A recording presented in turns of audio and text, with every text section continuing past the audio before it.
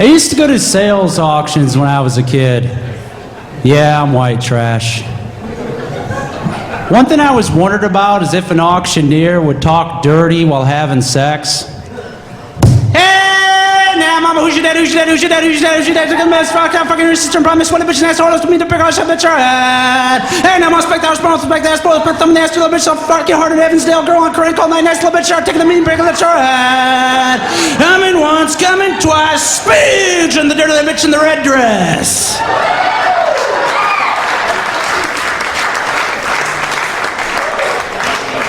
I remember the first time I told that joke, I was in Minneapolis and my mother was in the crowd. She like grabs me right afterwards. She's like, why do you tell people we're white trash? Like, mother, you've been in a bar fight, all right? I was your designated driver last night. I met your father in that bar. He held my hair back while I vomited.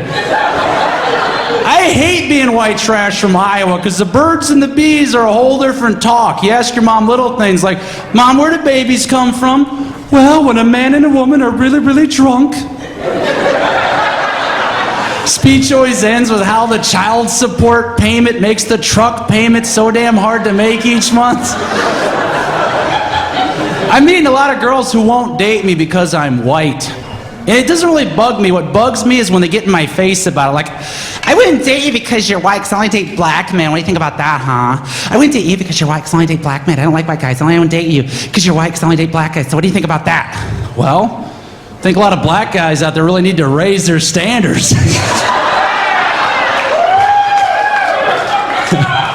Tell you the truth, you tacky fat blonde. I could give a shit if you're cuckoo for Cocoa Cock at this point in your life.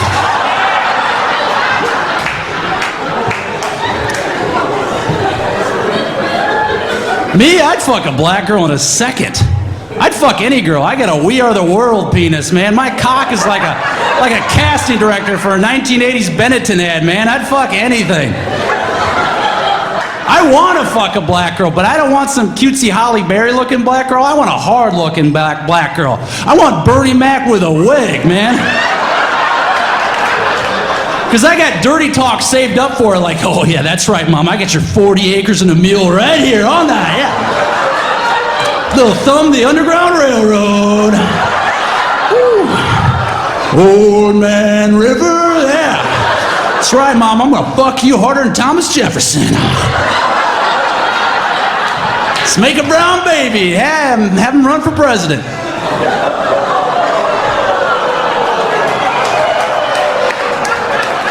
So if Barack Obama wins the presidency, does the property value of the White House go down?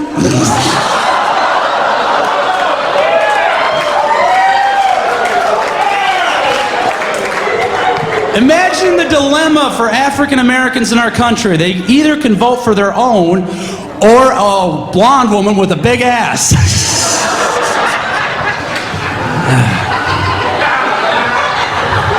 And people say, they're like, well, how you tell those jokes? So it's kind of racist statements you're making. If you told those jokes in a club with all black people, you'd get shot. Who's the racist now, bitch? You know what? They told me I can't tell this joke in Cedar Falls. They said, you can't take this, but I'm going to try this out. I hope when Jesus Christ returns, I hope he's black. I really do. Hey, he was Jewish the first time. It might work out. Because I think it'd be really, really funny to watch all those Southern Baptists get down on their knees and go, we're real sorry about that nigger shit, Jesus. We're just screwing around. It's okay. You can use the same bathroom as us. It's all right. You guys ever go to the South? They got freaky women down there. There was a woman down there asked me for hot monkey sex one night. I didn't know what the hell she meant by it, but when a woman says, let's have sex, whatever she says before that, you agree to. So if a girl says, hey, do you want to come with me and join the Communist Party and then we'll fuck? All right, lead the way, comrade. Earn my Red Wings.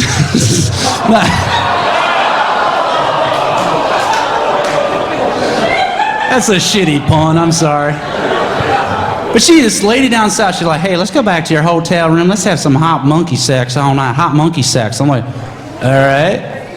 So I went back, and she gets up on the bed. She's like, oh, come on, baby, hot monkey sex. Hold on, give me some hot monkey sex. I had no idea what the hell she was talking about. So I got up on the bed, started doing her doggy style, and I shit in my hand and threw it at her.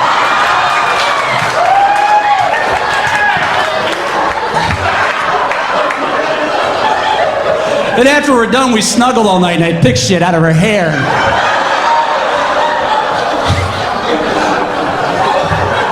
Oh, lighten up. It's not real. I didn't really shit in my hand and throw it at some girl. I'm freaking Norwegian from Northeast Iowa. I'm not coordinated enough to shit, throw, and fuck.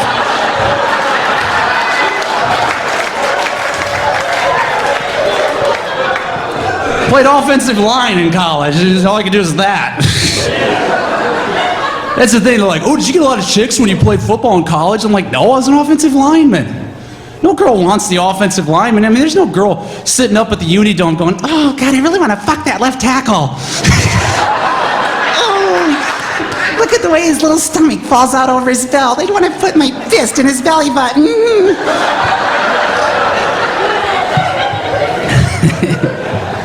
Well, that's where I'm at. I come back to Iowa, and everybody says, well, you can't do harsh comedy here. These people can't take that. I'm like, what the hell ever? They created me. I'm the dirtiest son of a bitch out there, and I'm homegrown Iowa boy. This corn-fed motherfucker's gone through some shit, you know? You come back, look for a job in Iowa, if you want to get a day job, the only thing that was open was a custodian at the adult bookstore on LaPorte Road.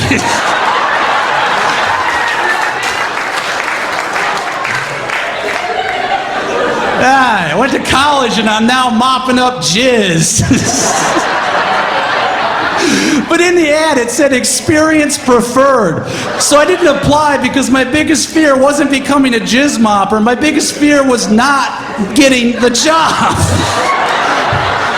Where do you turn? How do you put a reference like that into unemployment? I applied for a jizz mopper. Yeah, whatever. But everybody wants me to meet a nice girl because the last fiance I had in Las Vegas, everybody's like, why don't you bring your girlfriend home ever? I'm like, she's half Puerto Rican, half Jewish. I can't take her home to my Lutheran grandmother down in central Iowa. That'll kill her. Hey, here's my brown titty dancer girlfriend who killed Jesus, Grandma. This is the one that's going to marry. She'll carry on the Tjernagel name. But this is the weird thing is that everybody tries to hook me up with a nice girl, and I don't like nice girls.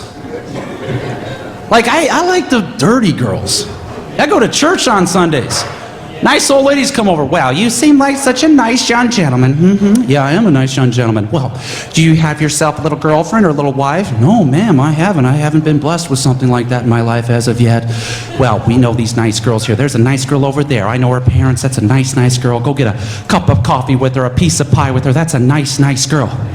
What about that girl over there? Oh, you don't want her. Everybody in town's had her. I haven't yet. Hook me up with that. I don't want the virgin. I have enough trouble teaching my friends how to play card games when they're drunk. I don't want to do that shit. Give me the whore. That's my brand, you know, because when you're growing up here, everybody wants you to, when you're a big guy, your obligation to your hometown people is to marry a big girl so you can have big kids so they can play for the Big 10 or the Big 12. I mean, that's what I'm supposed to do. I have to put my seed in some big German girl from Kossuth County so we have that big, huge kid, you know.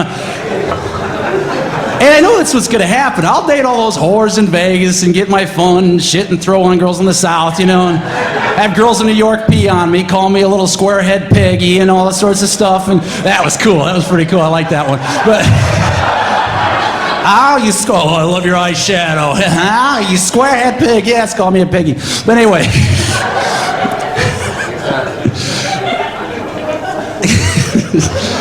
Where's the one waitress with the little curly hair? Can I get one more of them scotchies? Scotchies. But I know I have to meet that nice Iowa, nice Midwest big girl with the big hips. Come home for Christmas and we'll meet downtown Fairbank, Iowa at Haas's, and it'll be karaoke night. There'll be 3 fucking idiots who just got off from working on cows and smelling like it going, we all live in the yard. little submarine. And I'll see this hot chick, and she's big, and we'll get drunk, and we'll hook up, we'll start dating, then we'll go home for Christmas, and everybody will encourage us to fuck like we're pandas at a zoo and stuff, because we're both big, have that big kid, you know. And I'll relent, we'll get married, I'll have that big kid, and then 17 years later, I'll be on a football field in Northeast Iowa somewhere on a Friday night, sipping scotch out of a Starbucks mug so the fucking Lutherans don't know I'm trying to get potted up. Yeah, Tjernagel, he's a classy fellow. He goes to Starbucks. Yeah, that's right, yeah. And I'll see my son. He'll be out there on that football field, and I'll see my son out there, and he'll be out there in his uniform, and I'll wave, and he'll wave back. He'll be like, there's my son out there. He'll be out there on that field in his uniform, holding his fucking flute. I know that's what's gonna happen. It's like, God damn it, you Leviathan, can't you block something? It's not that hard. And then he'll go off to the University of Iowa under some liberal arts scholarship where he might travel for band, but he doesn't know because he might want to go into theater, jazz, and do that shit with a hat. I'm like, oh man, I've raised the largest frickin' fag around. And then he'll find out he's gay, because when you go to Iowa City, whoa, man, they open that closet up like Trading Spaces, man. He'll come sauntering out. He'll bring home his professor for Thanksgiving. Hi, Daddy. This is my new daddy. I'm like, ah. So I have to look at my big, gay Goliath son through my Thanksgiving dinner at his salt and pepper frickin' professor, and I have to look at my son, imagine him picking salt and pepper pubic ball hairs off his chin. I just can't take it. You grown, it'll be my whore, but oh no, needed me a nice girl, Grandma's always, oh, there we go. I like your hair, the curly hair. It's like curly fries at Hardee's at 3 in the morning. Oh, man. That's my type right there. Because you know that little girl? She, a nice girl, but you could see the whore within. It's like a big block of prude. But you know what you have with a big block of prude? You could be a pervert Michelangelo just chipping away little prude pieces to get to the whore Venus within. Problem is, though, if you got yourself a prude block that could possibly be a nice little whore in it within, don't chip away too much, because you can never put that back on. You make her too kinky, she's too kinky for you, then you've lost it. Because, you know, I had a prude block one time. I was chipping away prude pieces, getting to more whore than I could handle at one point. She wanted to do weird things. She's like, let me stick a finger in your ass while we're fucking. I'm like, whoa! Let's try to put a prude block back here. No, let me kinky, it'll be fine. I'm like, no, I'm not letting you do that. Why not? You like it, you're a kinky little boy. I'm like, yeah, but you'll tell your friends. I've seen too many seasons of Sex and the City to know what you bitches are talking about in the morning. If you sit around with your girls and they'll be like, so how's the sex life going with that comedian guy? Smell my finger.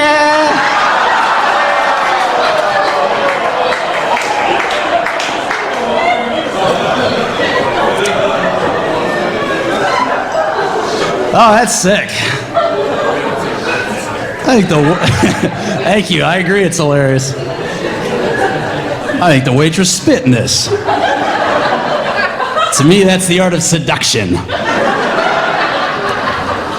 Meet a nice girl, though. Good Midwest boy, my grandma says, good Christian people get married and have children. Good Christian people get married and have children. She always tells me that. Well, you need to get married and have children because good Christian people get married and have children. Okay, that lady down in Texas who played permanent underwater peekaboo with her kids is a really great Christian there, Grandma.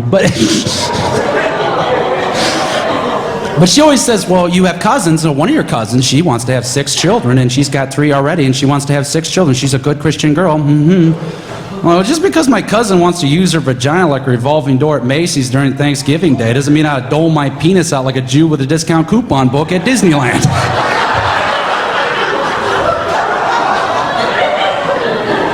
And I don't meet a nice girl. I like the filthy whores. I don't want to meet some nice girl. I want some barfly slut to blow me underneath the kitchen counter of her stepdaddy's trailer before I know her favorite color. I'm gonna wake up in the morning next to her with her hair all ratted, makeup all smeared, look like I just spent the night fucking a broken down rodeo clown. And while she wakes up extra early to call her mom to pick up her 3 illegitimate kids, I'm washing my dick out in the sink like Lady Macbeth. They get that in Iowa, all right. Shakespeare is still taught in the public schools. Yeah. I don't know. You know, my usual closer for the show is I strip naked, set my nipples on fire, and just whack off until the cops show up. Then when the cops show up, I tell them I'm a homosexual and that it's performance art. Then the government funds me for it through National Endowment of the Arts. Oh, you're so brave. Express yourself. Oh, masturbating homo, you're brilliant. The next time I come to town, I go to Gallagher Blue Door and get a government grant for UNI to do this shit, man. We've got masturbating homo at UNI. Cedar Falls has arrived. I don't want to get too raucous and dirty because I want to maintain being a nice Iowa boy, but people always tell me, you know, you should do a nice clean set. Do something clean. Do something for the family. One night this lady came to me and she says, we have our 9-year-old daughter with us tonight. Could she come to the show? I'm like, does your 9-year-old go to a public school? Yes. Hell, she can come to this show. She's heard all the shit I'm going to say. The only offensive thing I can say in front of your daughter that she hasn't heard in a public school is, Our Father who art in heaven, hallowed be thy name.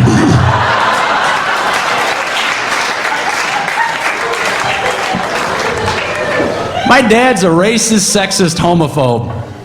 He's not really, he's just a Republican. That's what they told me about him in college. My dad wants me to go into insurance sales with him. He says, one day I can become an insurance salesman. I'm like, I got to think about it. And he goes, well, why? Why you want to be like your dad? And I said, yeah, I look up to my dad. I'd like to be like my dad, but just one problem, Dad. Never in my life have I ever heard a girl say, I really want to fuck that life insurance salesman. I mean, no girl says, oh, you wrote that auto quote up for me so well. You make me so wet. I also sell flood insurance if it gets to be a problem.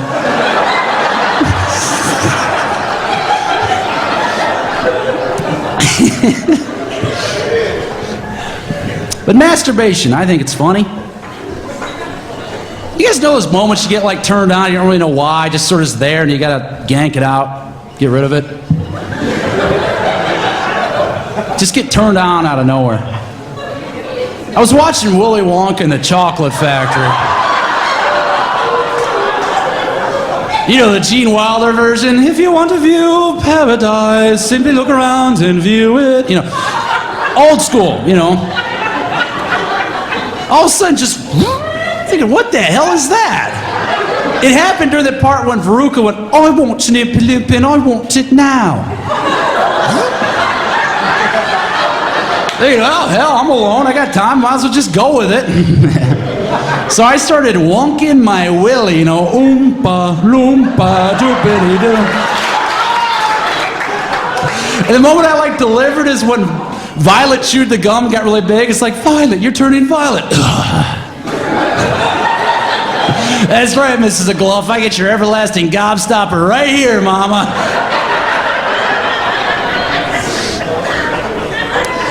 Any of you guys go to the tanning beds? Perfect place to jack off. There are some problems though, because the tanning bed comes down a little too far. You can't really traditional, you have to sidearm the thing. You have to develop a little bit of muscle control to do that. And what? I think it's the best place to do it, really. I mean, it's warm, it's private, they're gonna clean up afterwards anyway. It's kind of cool to think a little high school girl's doing her extra job to pay for her Gap card, you know. I was like, oh, God, Daddy needs to raise my allowance. This son of a bitch better have had hay fever in here. And, you know, people say you do those, hey, you know, if you want, you could do the stand-up ones. It'd be easier to jack off. And I'm like, no, it's not. Because, I mean, you're doing the stand-up one, you got to hold on to the rails and do it. And I looked in the mirror, I'm like, God, I look like an ape, man. I think... Shit, maybe Darwin was right. Ugh. And It's funny, but if you're in a tanning bed, like, dude, I know you probably go later, like, oh, I'm gonna go tan, honey. I want to get a little color for the season, you know. You need to get a base going before the 4th of July. I want to look like a Cuban boy by the time 4th of July comes around for that golfing convention. You know.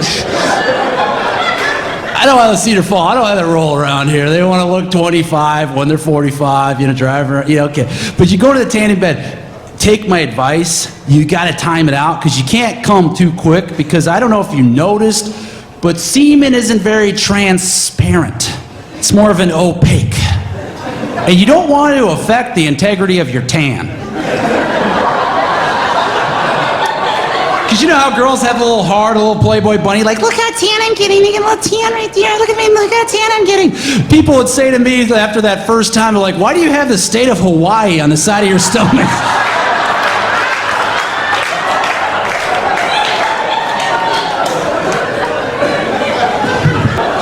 That's so sick. You know, I've always thought blowjobs were funny. Always thought they were funny. Like, you know, it's kind of a funny thing. Like, dude, do you remember your first blowjob? What did it taste like?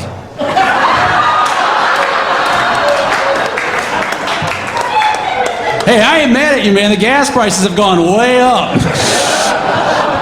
Nowadays, when I'm on the road, you're in those truck stops getting a quick shower so you can make it to the show in time, and that trucker's knocking on the shower door going, I'll pay you $50 if you let me suck on that cock. And you're kind of thinking for a second. You're like, oh, I got my homophobia on this side, you know, and I've got my need for gas money and the appreciation for a good blowjob on the other, so, all right, yeah, what are you hauling?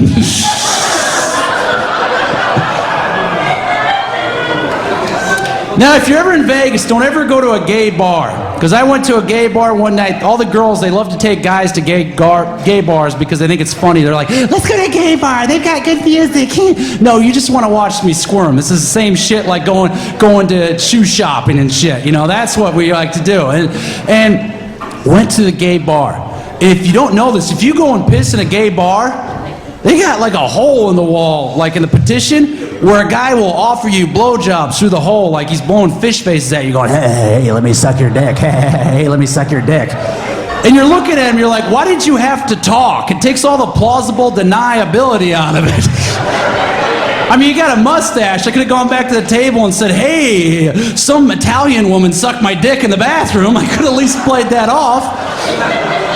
But I'm looking at the guy through the glory hole while he's going, hey, let me suck your dick. And I recognized him. I'm like, I know you. I recognize that mouth.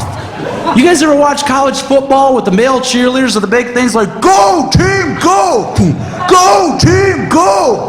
I'm like, I know you. You were a male cheerleader for the Michigan Wolverines during the '97 Rose Bowl. Hell yeah, I'll take a blowjob. I made money off that game. He must have been a laborer, too, because when he worked his hand through on my scrotum with his calluses, it was quite erotic. I'm just joking. Come on. I don't shit and throw, and I don't stick my dick in glory holes. But see, I'll never be able to run for office because I tell this raucous comedy. I will never be able to run for office. You know, some years later, I'm going to work my way up, and I'll be the guy to run against Bruce Braley. And I'll be in the debate with Bruce Braley, and I'll be like, that is why we need to cut taxes in this state, bring the business back to Iowa. We have to have more fiscal responsibility because it's your future, your children's future, and I want to make this state great once again. Bruce Braley be over there going, do you really want to trust the future of your Social Security and your children to a man who's had sex with a midget? Fuck! You fuck a midget, that shit's too interesting. It follows you, man. I'll never forget the night. I was in a room in Illinois, and get this knock on my door. So I go out there, I look through the peek hole, and no one's there. She's too short to hit the peek hole. So I open up the door, and there's this little midget waitress from the club that night. She's like, they're smoking pot in the other room, and I don't like it when they're smoking pot, and I can get in trouble and lose my job, so can I come in here while they're smoking pot down there? I'm like, yeah, come on in, because I'm thinking I'm a nice guy, and I'm also thinking, this might be really funny. So I get into bed, and all of a sudden, she gets into bed with me, and I feel this little naked midget body, like right here at my back. She starts kissing on my neck, and I'm thinking, yeah, what the hell? So I roll over and start making out with her for a while. But I only could make out with her for a minute or so because I had to roll back over and shove my face in the pillow because I just had to laugh my ass off. Oompa, loompa, doopity-doo. Oh, it was cool. And then the weird thing is, while we're doing it, she had these little plump midget legs and these plump little midget arms. And I'm looking at her legs and I'm thinking, wow, they'd be really, really good deep fat fried.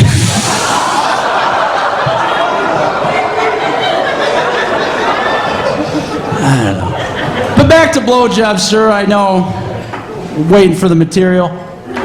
I've always thought they're funny. And it's because my penis curves. Curves up. Sort of looks like a little garter snake doing a swan dive off my body. So no girl's ever finished me off on a blowjob because it's too hard for them to negotiate that curve when they're doing it, you know? It's like they got to be some little horny circus seal in the back of the Camaro at the old wine prom, you know?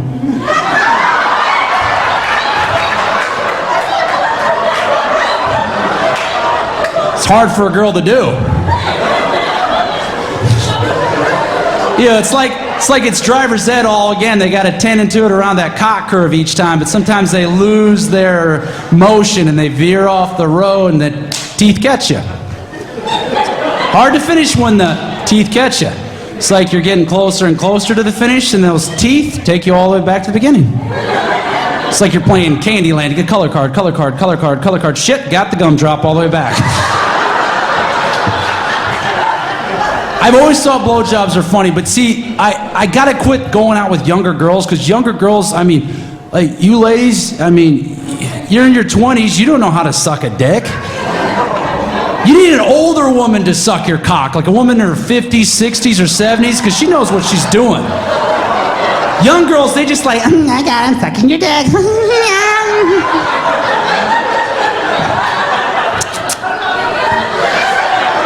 It's like a horny little kitten lapping up out of a saucer of milk. Older woman, she'll grab your cock like it's a carrot at the end of an 8-week Atkins diet, like, like, oh shit. And then older women know how to get out of the way when you're gonna come. They know when your little balls seize up like two little your balls seep up like two little German soldiers at attention, like 10 million days. And she knows how, when you finish, she knows how to like frickin' Keanu Reeves it out of the way, like, whoa.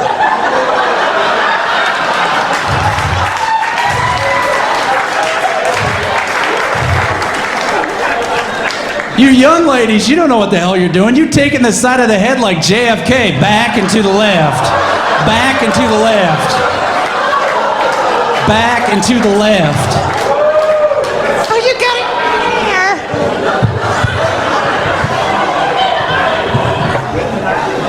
Always thought blowjobs are funny, and I was talking to my mom about this one day.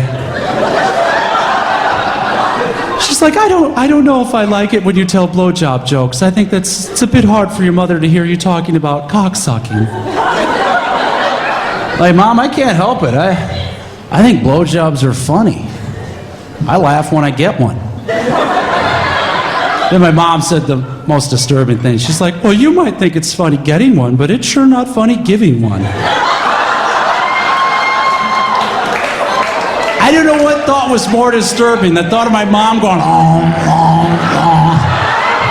or the thought of my dad's eyes rolling back into his head with ecstasy, going, oh, wow! And I'm hoping it was just my dad she blew. I'm hoping it wasn't like my mom was like some groupie for Simon and Garfunkel back in the day, going, Garfunkel was quite hairy. You had to move it around a little bit to get to it. But Sounds of Silence was a great song, so he needed to have his cock sucked. He's a brilliant man. Hello, darkness, my old friend.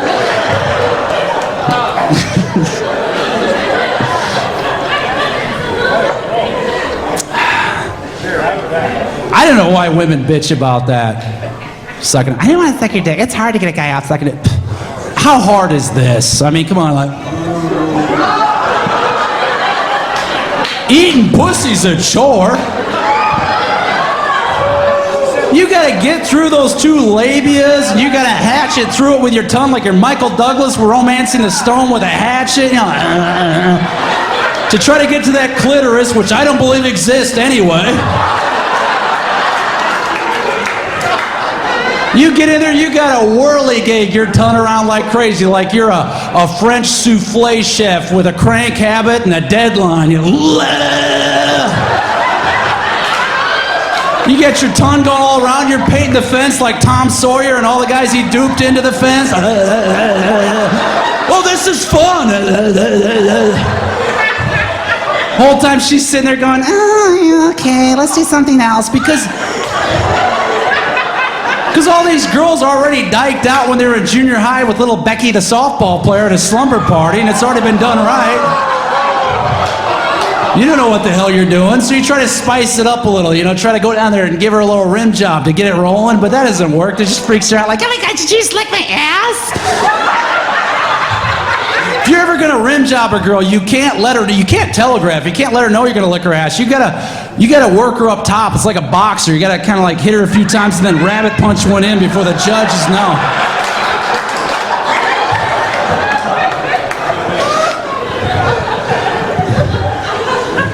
Screwed up to be a white guy from Iowa, man.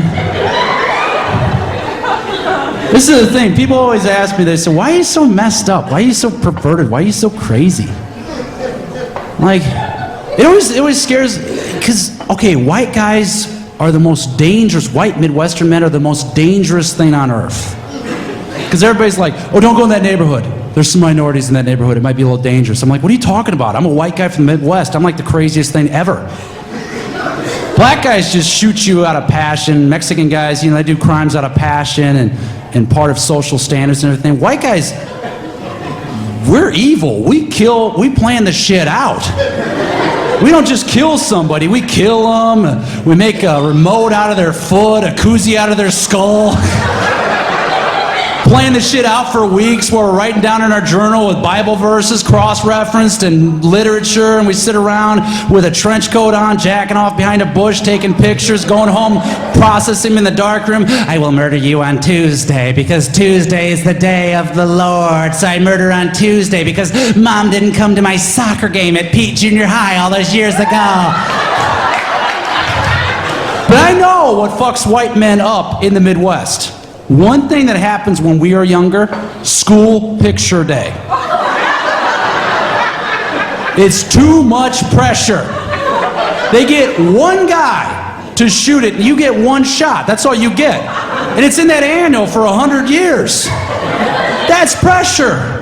And they get some guy who's not a real good photographer because they got the lowest bidder, and he shows up with his camera in a torn up suitcase with stickers on the side of it commemorating his weekend visits with his daughter where they went and stuff. Like, you got a sticker that says Idaho, and all of a sudden he opens up, he's got a camera, he's got a tweed jacket with the patches, it's all worn, he's got a comb over, his breath smells like tuna fish from the sandwich he ate in his Chevette on the way over between schools. And he sets up the shoot. You have to sit there and you get that one shot, like, you know. It's fucking permanent too. And if you forget your Fox t-shirt, you know, you one little collar, a little fox there, you're screwed. I remember I'd get there and they're like, it's school picture day today. Oh, fuck! I gotta call my dad. I'm like, Dad, you haven't left for the office yet. Could you bring your Fox t-shirt? Because I got that gray Iowa State t-shirt right now, and it's the Kreiner year, so you gotta bring that Fox shirt down, man. So he brings down the little Fox shirt, and I'm like, you forgot the comb. If you forget your comb on school picture day, you're screwed. Because you then have to share a comb with the 5 other kids that forgot their comb, and 1 out of 5 of them, more than likely, statistically has lice, and they check for that 2 weeks later. And my mom was a school teacher, so when it came for the lice check, she was scrubbing my scalp like Joan Crawford, like, we're gonna get this clean. You can't have lice. I'm a teacher in this school. They're gonna think we're white trash.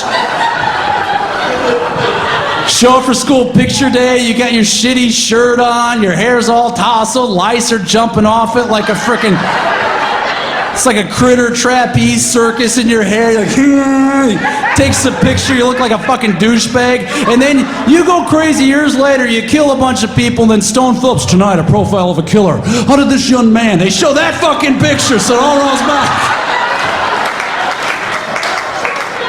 Too much pressure.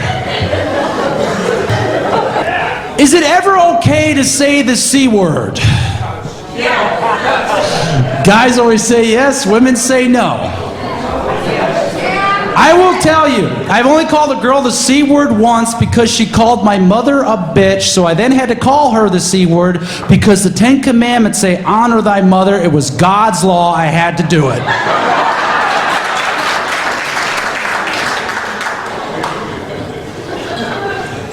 She came up to me, she goes, I had your mother as a teacher in high school. I'm like, oh, really? That's cool. Nah, she was a bitch.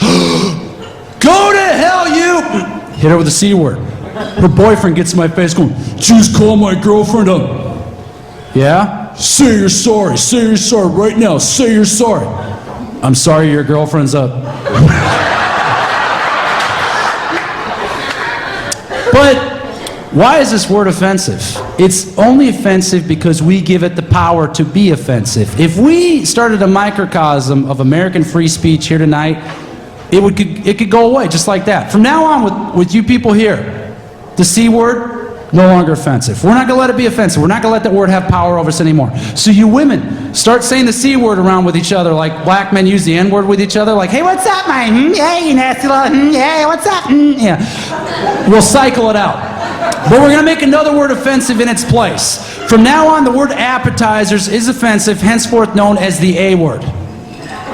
So when you guys go to Applebee's tomorrow and the waitress comes up, hi, welcome to Applebee's. So would you like to start off with an appetizer?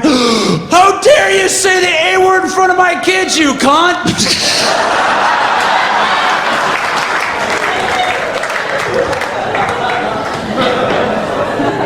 The N-word is offensive because you can't say it because there's racial things involved with it.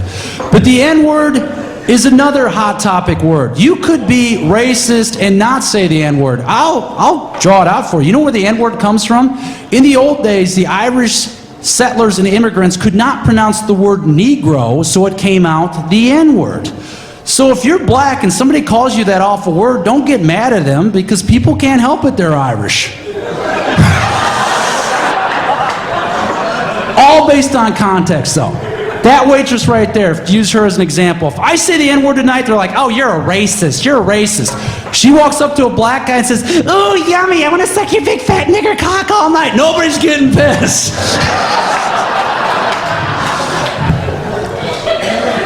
I think I need more scotch after that one.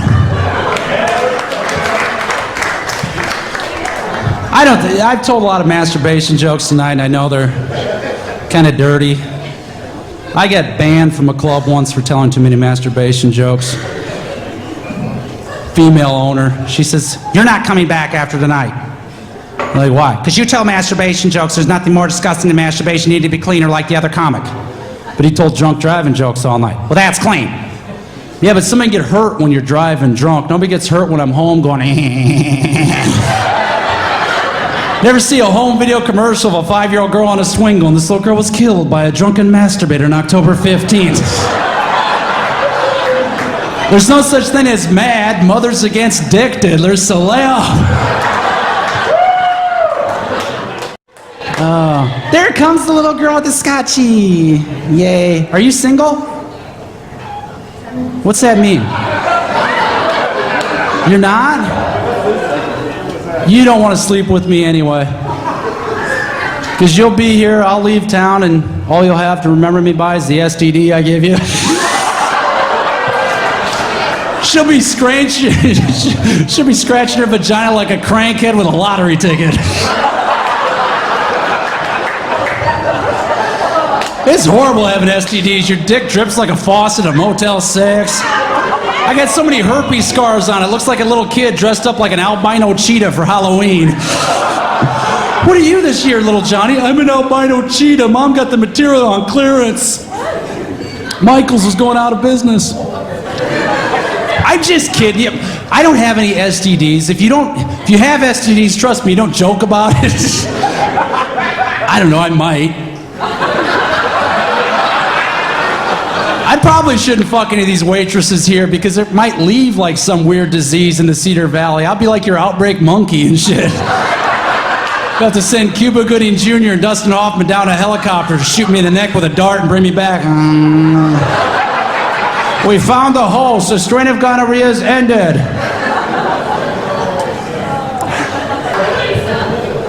Dude, I dated this Catholic girl. And she was from Tennessee, Knoxville. And guess what she gave up for Lent? Sex. She goes, I believe that Lent is time of purification, and I believe that sex has become impure with you, so I don't want to do it anymore, so I'm going to give up sex for Lent so we can purify that. Like, well, yeah, I got you into the whore state I like it, chipping off prude pieces everywhere. Now you want to ruin all that? And it's like, I'm not even Catholic. Now I have to give up sex for Lent now, too. I was so horny come Easter, I was ready to stick in the fucking ham on the table. But I mean, we were having a lot of sex. It was like the roaring 20s of hard-ons for a while, that all of a sudden, bam, we had a cock market crash, and it was a sexual dust bowl until Easter. About ready to drive out west now. All right. Just stay calm now. You just have to stay steady. They've got wrath. They've got wrath. Wrath for the sex, but you stay steady now. You know, nobody's getting the grapes of wrath plate other than my frickin' professor, English teacher sister over there. But you know, and then we were having a lot of sex, no sex, and all of a sudden, this is the thing that fucks me up about Catholic women. Why do you have to have icons all over your bedroom? That is distracting as hell. Because this girl had a Virgin Mary picture, a crucifix, you know, rosary beads on her bedpost. They always have those palms that have gone all brown from Palm Sunday like 2 years ago, but they still kept them up there because it's some sacred thing like that. Oh yeah, let's do it when all the fucking people were doing that to Jesus right before the fucking Romans killed him. Yeah, that's a good memory. Yeah, okay, but here's the thing: she wants me to like fuck her nasty while they got all those icons up, and you're like, she's like, oh yeah, fuck me good, fuck me good. You're looking around, you're like, rosary beads beating up against the bedpost. You're like, I think we ought to wait till marriage or like do it in another room. It'd be a lot easier if women just kept up their New Kids on the Block poster, because you can kind of get into that. That's right, Joey, you be my bitch next. That's right. I'll be loving you forever.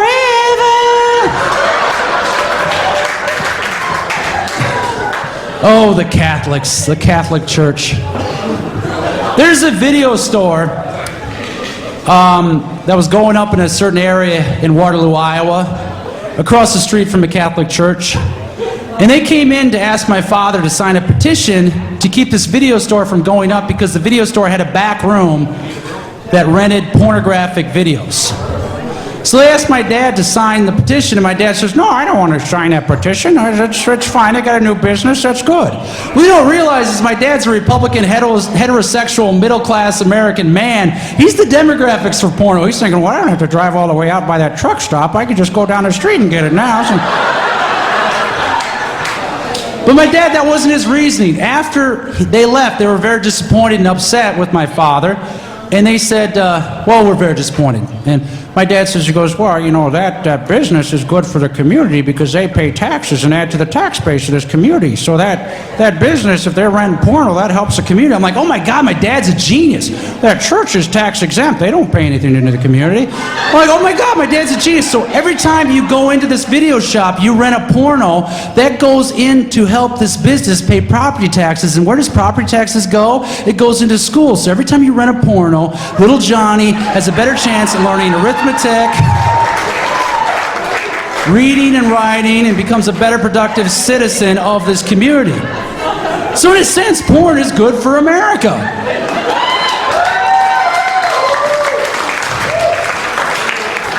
Now the Catholic Church, on the other hand, every time you put a 20 in the collection plate, where does that end up? That ends up in the pocket of a Jew lawyer defending the priest who's fucking your kid in the mouth.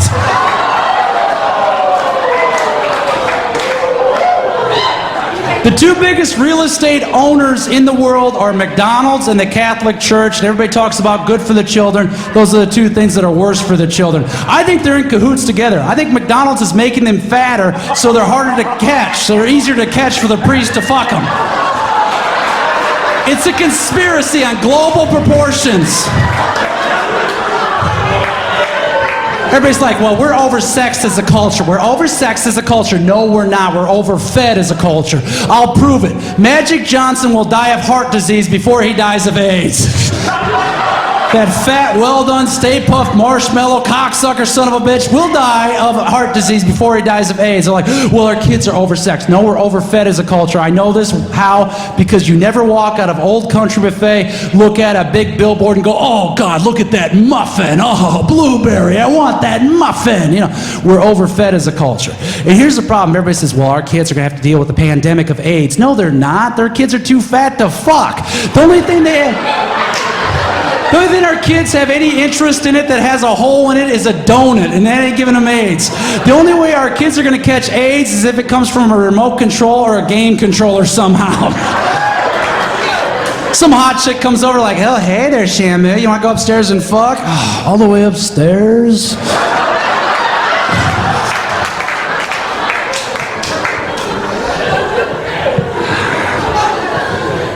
This is free speech comedy. Been banned, been arrested. What do you do? But you know what? You talk like this. No one was hurt here tonight. No one was raped. No one was killed. We just said some dirty jokes, you know? Nothing bad happened. It's cathartic. We get it all out. I was told earlier in my little career to be clean, be family-oriented, be clean. I was doing lounge impressions in Vegas, and one night they told me to be clean, or be dirty in the Late Show, because I was always clean there. I was doing impressions like Jimmy Stewart at the grocery store, like, yeah, that's right, yeah, 3 cans of tomato soup for $1, that's a $100 deal. And one night they wanted me to get a little dirty. They said, go dirty in the Late Show. So I was like, all right, here's my impression of Jimmy Stewart having sex with Arnold Schwarzenegger. Oh, that's right, you big muscle bitch. Yeah, who's your daddy now? That's right, take it all. Oh, yeah, come on, no, speak me ass, pull me hair, tickle my balls. Oh, that's right, I'm a little dirty bitch boy. Oh. Remember Total Recall when he's taking the bug out of his nose? Oh. That's right, take it, you big muscle bitch. Who's your daddy? I'm your daddy. Now you know what it feels like to fantasy last action here, you bitch. Oh!